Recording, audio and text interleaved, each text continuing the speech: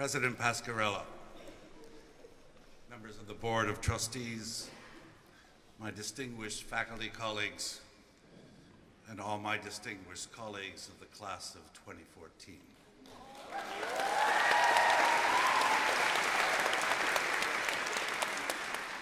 I am honored and humbled by your invitation to speak to you tonight.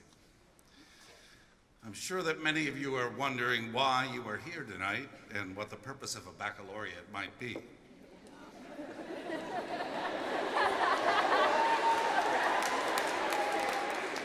I share those ambiguities. Unfortunately, I can't help you.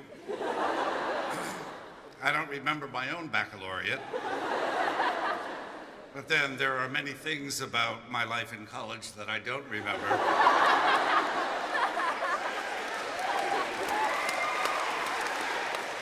But I am told that I had a lot of fun.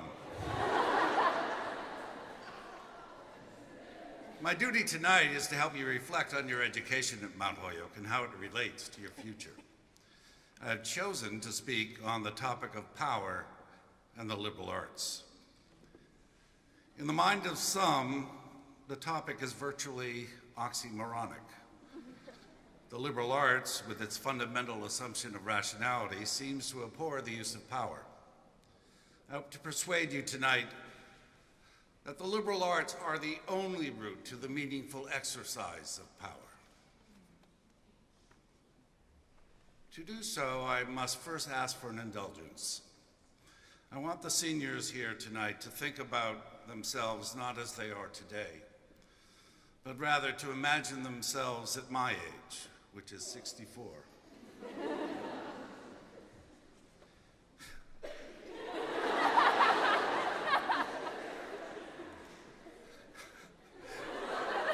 There are some things about 64 you don't want to imagine.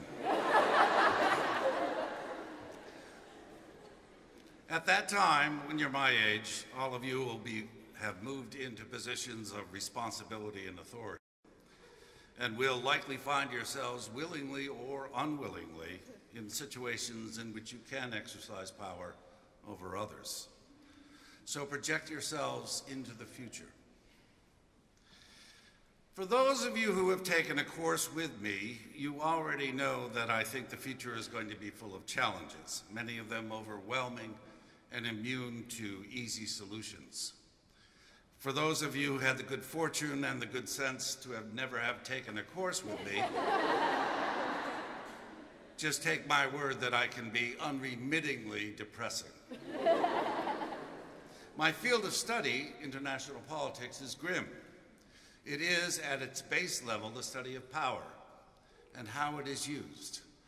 Frequently, it is the study of how some exercise power over others, in an unfortunately large number of cases cruelly, and with scant attention to fundamental precepts of moral behavior. We often have to talk about wars that result in millions of casualties, or genocides, or poverty, or starvation, disease, climate change. I'm not Pharrell Williams, and I don't sing no happy song.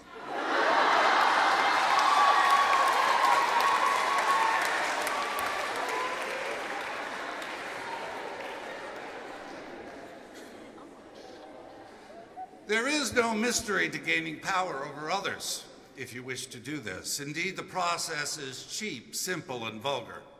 If you wish to hold power over others, you make them know fear. This course of action works well in international politics, but it also works in the corporate world, in the social world, and in the world of personal relationships. Many have mastered the technique, and the most skilled have names that we all abhor: Hitler, Stalin, and Mao. All these examples prove the truth of Lord Acton's famous axiom, power corrupts, and absolute power corrupts absolutely.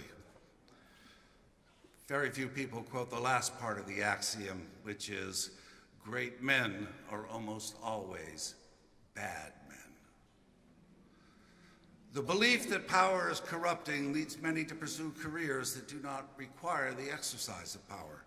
I respect that choice, but believe that it is mistaken. Lord Acton is correct in believing that power corrupts, but powerlessness also corrupts and leaves us hostage to the whims of unenlightened people. There is much in the world that needs to be changed, and there are many powerful people who will resist those changes. We cannot leave the world to them by default.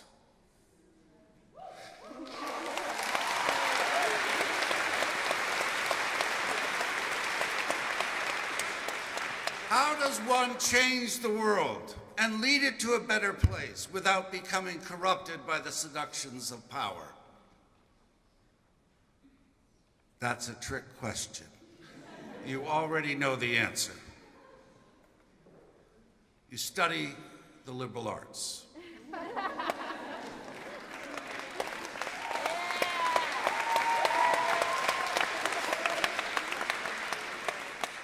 The liberal arts have a completely different conception of power. It is not power over someone else, it is power over oneself.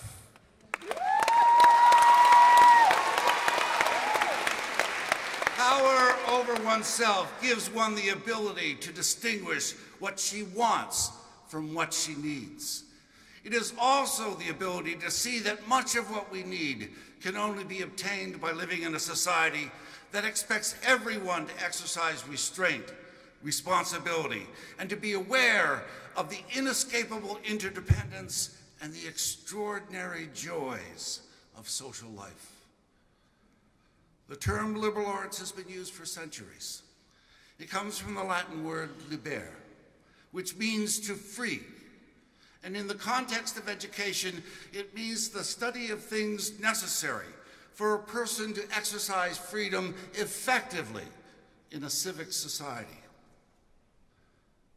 Civic society requires that people engage each other in public debate in an informed and disciplined manner. Thus, at the beginning, the liberal arts included the study of grammar, rhetoric, logic, arithmetic, geometry, music, and astronomy. But those disciplines were only a means to an end. The purpose of the liberal arts today is the same, even though we may argue about what disciplines ought to be included. In the liberal arts, we learn how to articulate our ideas in writing and speaking with precision and force. We learn the necessary elements of a persuasive argument, and we know the value of evidence, and we know how to find it. The liberal arts teaches us how to learn, not merely what to learn. The liberal arts teach us not to believe something unless its truth can somehow be revealed by logic or evidence. Finally, and perhaps most importantly, the liberal arts teach us not to judge people. A liberally educated person knows that the worth of every person is not up for debate.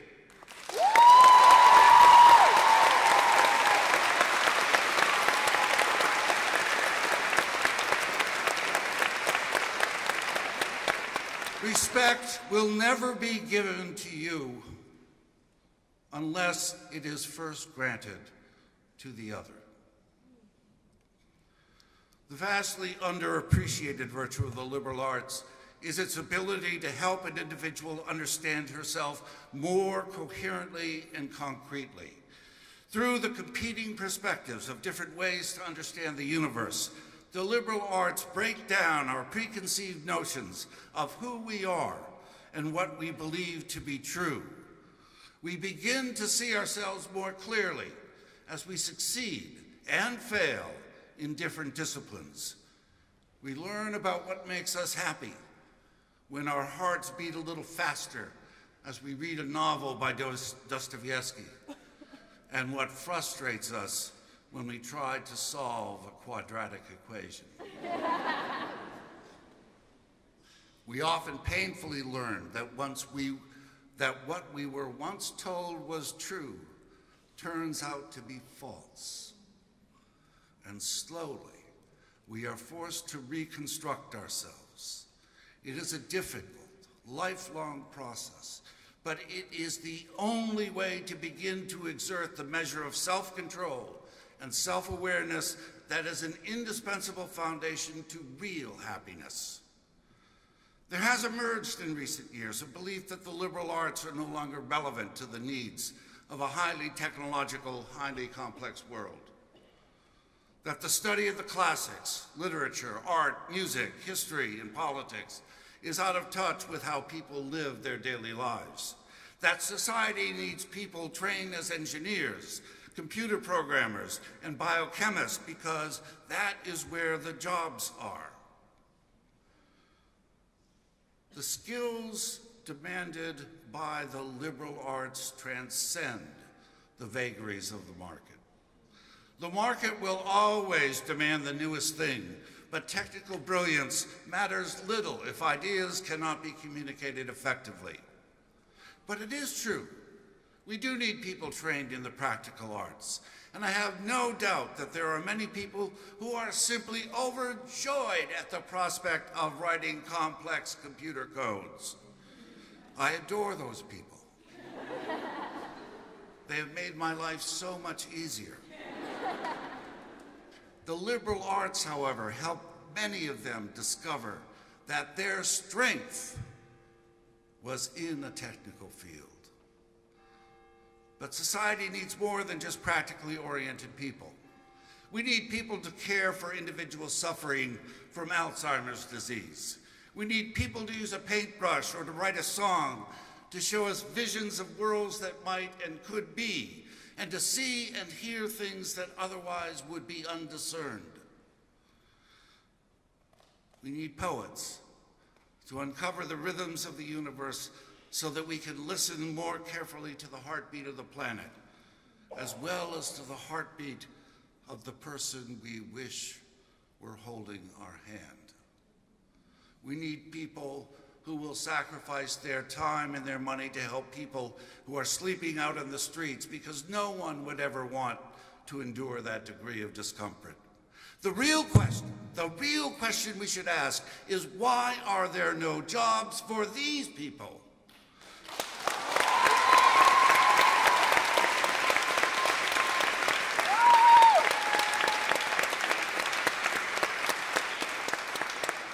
Does society exist only to provide workers for those who can make a profit from their labor?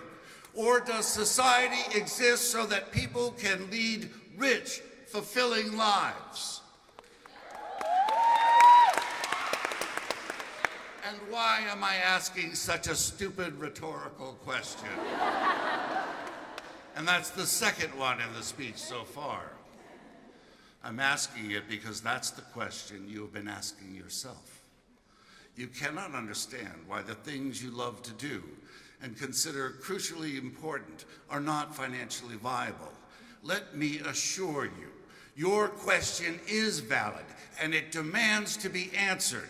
There is nothing wrong with you. There is something terribly wrong with a world that regards a civil society a luxury and the mindless acquisition of things a necessity.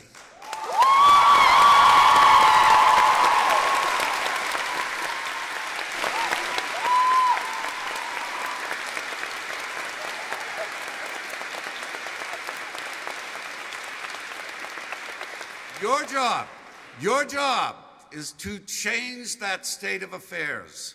Your education in the liberal arts is far from over. It has just begun. But you have a good start, and you have begun to develop the measure of power over yourself so that the world cannot shape you into an object of its own desires.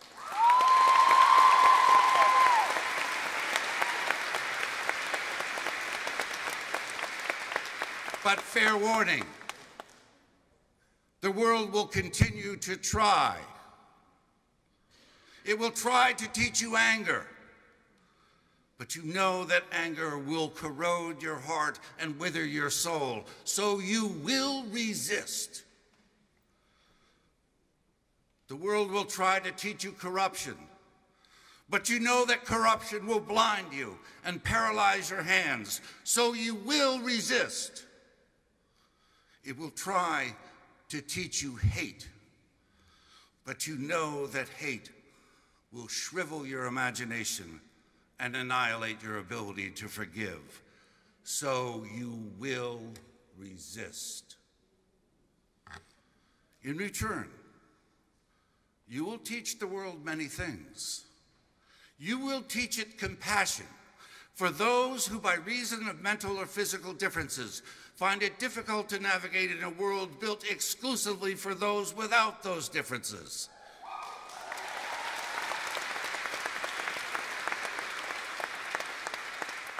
You will teach it justice for those who, because of their skin color, ethnic background, religion, or sexual orientation, are excluded from the full benefits of a well-functioning society.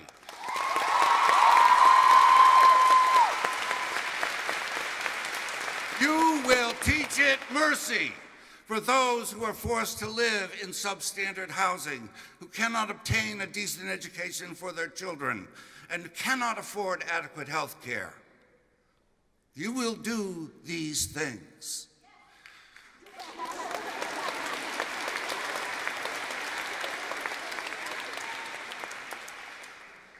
The world will howl at your impertinence.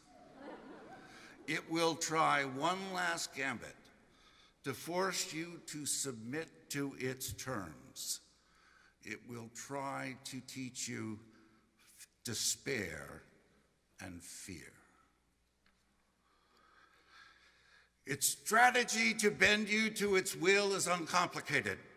When you are my age, you will be living in a world of 9 billion people, the vast majority of whom will be poor and uneducated. You may be wrestling with the effects of climate change and with populations that will be on the move in a desperate search for safety and security. You may be living in societies that, unless current trends change dramatically, will closely resemble feudal societies with their vast inequalities of income and wealth. You may be living with Facebook friends and not with friends who have sincerely shared all your joys and sorrows, who love you with all their hearts despite your shortcomings. In short, you may be living in a world already filled with despair and fear. But many years ago, each of you made a solemn promise to a perfect stranger. You made a promise to assimilate everything and everyone that was good, and to reject everything that you considered bad. You made a promise to that perfect stranger to realize your highest potential and to cultivate your strengths and to ignore your weaknesses. For the last 4 years, that stranger has hovered around you. You have seen her out of the corner of your eye for a fleeting moment, and you have heard her whisper to you when no one else was around, but you could never pin her down. But there will come a time when you think that the world will succeed in its effort to wear you down and to force you to accept its unforgiving terms. And you will feel like the night is too dark, the water is too deep, and the shore is too far away. And you will think that the voice of God has fallen silent. And you will fear, and you will feel despair creeping into your soul. And that perfect stranger will finally reveal herself to you.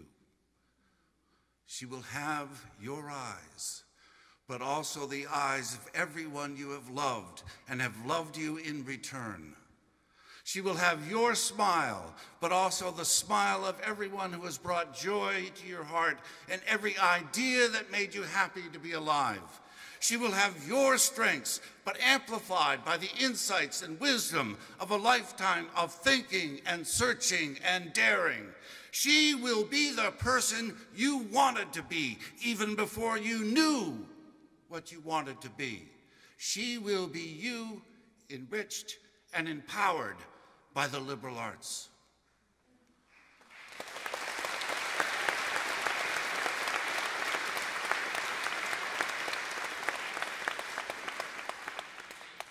And she will take your hand and say, "Come." The struggle continues. If you are to be me, you cannot, because you will not, submit to despair and fear. You will never get down on your knees. You will never submit to anyone. La lucha continua.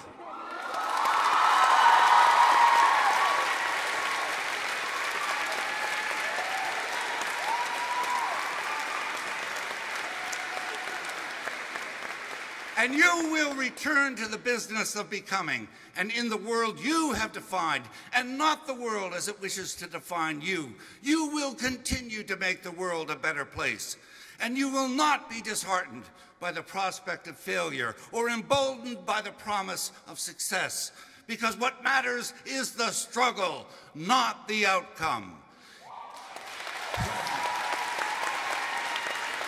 Even if hope seems to fade away, you will be true to yourself and the values of a civic society. Even if the world crumbles around you, you will not cry for the loss, for your tears will be like those upon a river. But you will not be alone.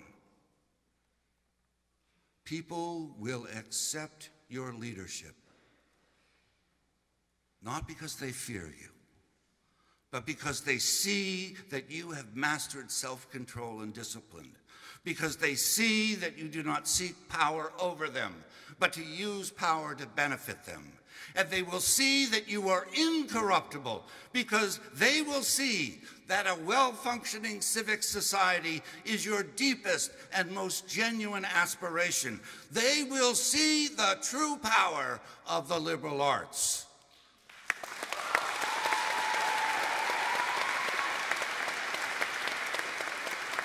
And each of you, in your own ways, will be part of that struggle. You are united by the common bonds of sisterhood and by a shared understanding of what your purpose in life should be. Do not try to journey alone. By traveling alone, we will miss out on too much laughter and too much love.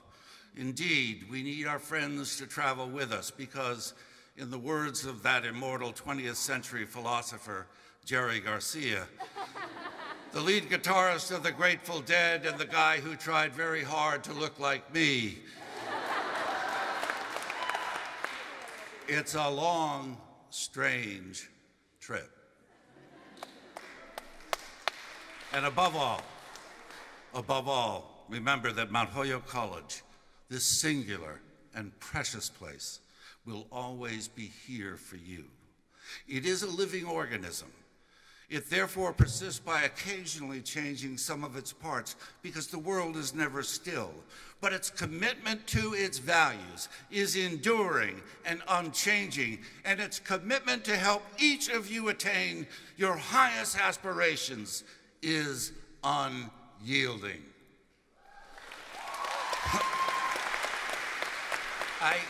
I envy you all. You are facing a precarious future, but you have learned that certainty is not a prerequisite for action. The future is a challenge worthy of your intellects, your courage, and your fundamental decency. And with the power over yourselves, you will save the world. I wish you all well. Godspeed.